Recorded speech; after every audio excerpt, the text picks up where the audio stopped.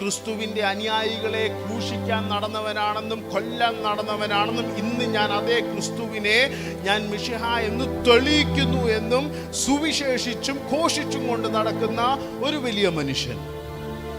ചില്ലറ ദൗത്യമല്ല പൗലോസ് ചെയ്യുന്നത്. ആമേൻ. ഇത് മുഴുവനും നമ്മുടെ മുമ്പിൽ നിൽക്കുന്ന സമയത്തും പൗലോസ് എന്ന് പറയുന്ന മനുഷ്യന്റെ രണ്ടാമത്തെ ട്രാക്കിനകത്ത് അല്ലെങ്കിൽ പാരലായിട്ട് നിൽക്കുന്ന ഒരു ജീവിതമുണ്ട്. ആ മനുഷ്യന് നഗ്നത, ആ മനുഷ്യന് ദാരിദ്ര്യം, ആ മനുഷ്യന് പട്ടിണി, ആ മനുഷ്യന് ഒരു ബ്ലാങ്കറ്റ് ഇല്ല.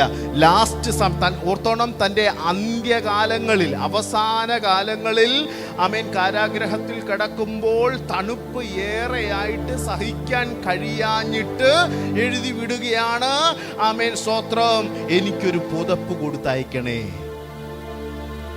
ആ മനുഷ്യന്റെ മറ്റൊരു ക്ലേശമെന്ന് പറയുന്നത് തൻ്റെ പുറകിൽ, കർത്താവേ എനിക്ക് സഹിച്ചുകൂടാതവണ്ണം ഒരു വലിയ ശൂലം എൻ്റെ പുറകിലുണ്ട്,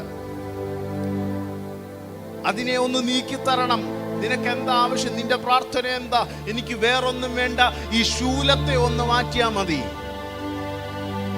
നമുക്കറിയാം, നമ്മളെപ്പോഴും പറയും, എൻ്റെ കൃപ നിനക്ക് മതി, എൻ്റെ കൃപ നിനക്ക് മതി.